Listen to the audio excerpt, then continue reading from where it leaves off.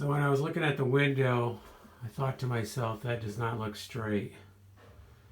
So I've gotten the level, and from the bottom to the top, this stud, which the window follows, is at least 3/4 of an inch off, if not an inch.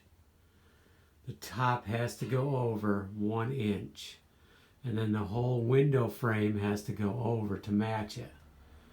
So the question is, should I try cutting that? I don't have a big enough skill saw right now. Plus, who knows what I'm going to hit as far as nails.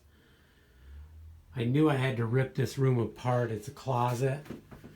So I'm ripping into it right now to see if I can move that stud over, which means I'm going to have to pull nails on the outside because the siding is nailed to it. And I don't know. If I can move it over, I'm going to. I'm pulling all this off. We have some type of 1/4 inch or 3/8 inch plywood with about a 3/8 inch sheetrock in here. So, and there's no insulations, which I knew.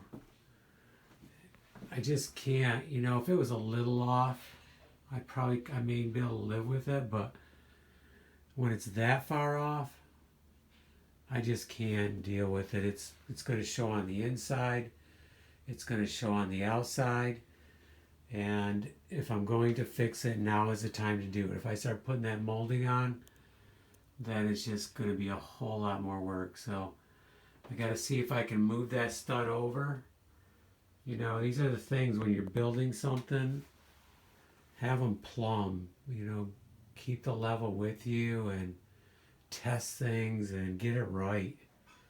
This obviously was done in a rush and people just didn't care, I guess. But okay, let's see if we can straighten it out.